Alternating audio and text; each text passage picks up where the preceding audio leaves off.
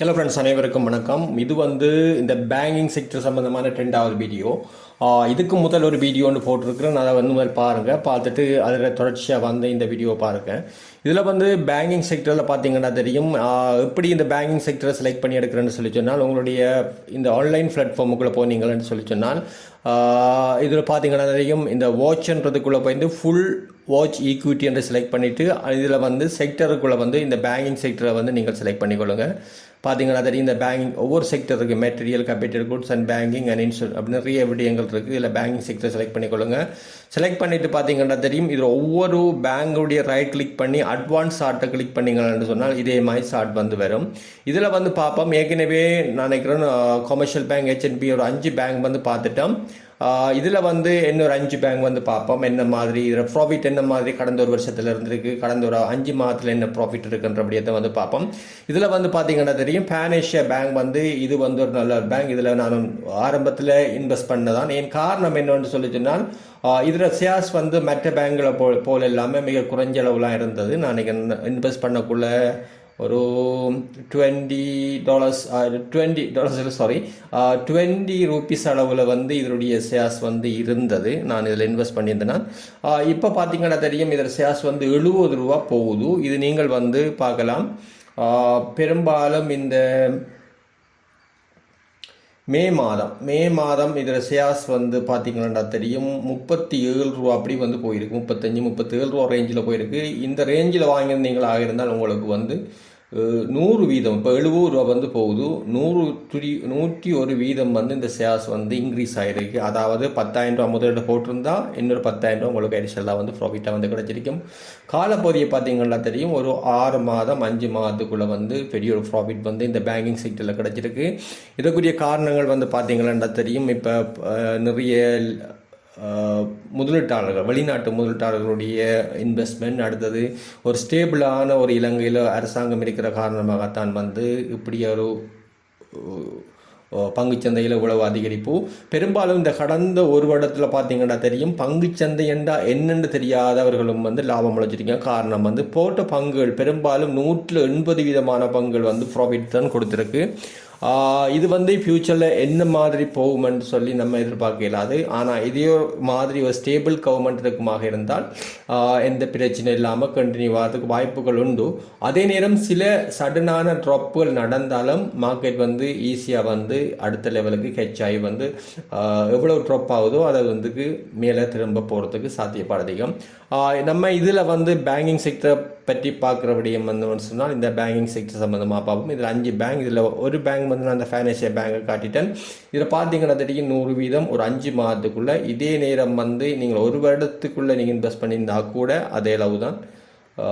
ஒரு வருடத்தை நீங்கள் பார்த்தீங்கன்னா தெரியும், 122% உங்களுக்கு ப்ராஃபிட் கிடைச்சிருக்கும். பேன் ஏஷியா பேங்க் அடுத்தது இந்த அமானா பேங்க் லிமிட்டெட்டை பார்த்தீங்கன்னா தெரியும். அமானால ஷேர்ஸ் என்ன மாதிரி போயிருக்குன்ற விடயங்களை பார்க்கலாம். இதில் ஜூன், அடுத்தது மேயில் நம்ம இதே மே மேயிலிருந்து எடுப்போம். மேயிலேருந்து எடுத்து பார்த்தோம்னு சொல்லி சொன்னால் உங்களுக்கு 30% ப்ராஃபிட் கிடைச்சிருக்கும். ஜனவரி என்றால் கூட அதே அளவு தான், 30% அளவுக்குள்ளே தான் உங்களுக்கு ப்ராஃபிட் கிடைச்சிருக்கு. ஜனவரியில் இன்வெஸ்ட் பண்ணியிருந்தீங்களாக இருந்தால் கொஞ்சம் ப்ராஃபிட் குறையத்தான் இருக்கும். உங்களுக்கு 5 மாதத்துக்குள்ளே கொஞ்சம் நல்ல ப்ராஃபிட் உங்களுக்கு பார்க்கக்கூடியதாக இருந்திருக்கு. அடுத்தது பார்த்தீங்கன்னா தெரியும், இந்த செலான் பேங்க் செலான் பார்த்தால் 61% ப்ராஃபிட் கொடுத்துருக்கு ஒரு 5 மாதத்துக்குள்ளே. இது ஒரு 1 இயராக இருக்குமாக இருந்தால் பார்த்தீங்கன்னா தெரியும், நவம்பர்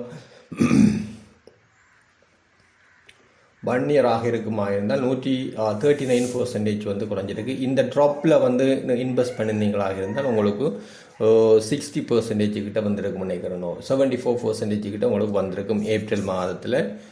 இது நீங்கள் இன்வெஸ்ட் பண்ணியிருந்தீங்களா. இது செலான் பேங்கினுடைய இது ₹114 இதோட ஷேர்ஸ் இப்போ அண்மையில் போய் கொண்டிருக்கு.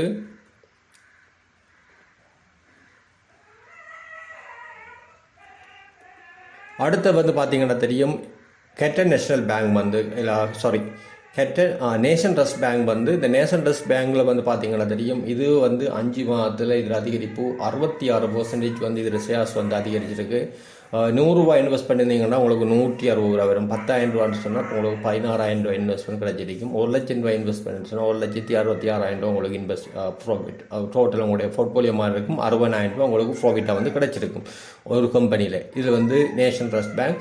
இதில் 1 இயரில் பார்த்தீங்கன்னா தெரியும். இதில் 1 இயர் ரேஞ்சை பார்த்தால் இது வந்து 93% கிட்ட இதில் ஷேர்ஸ் வந்து இன்க்ரீஸ் ஆகிருக்கு இந்த என்டிபி நேஷனல் ட்ரஸ்ட். அடுத்தது வந்து பாருங்கள் டிஎஃப்சிசி பேங்கில் என்ன மாதிரி இருக்குன்னு சொன்னால் இது வந்து ஒரு 5 மாதத்துக்குள்ளே ஜூலை, ஆகஸ்ட், செப்டம்பர், அக்டோபர் 5 மாதத்துக்குள்ளே பார்த்தீங்கன்னா 62% வந்து உங்களுக்கு அதிகரிப்பை கொடுத்துருக்கு.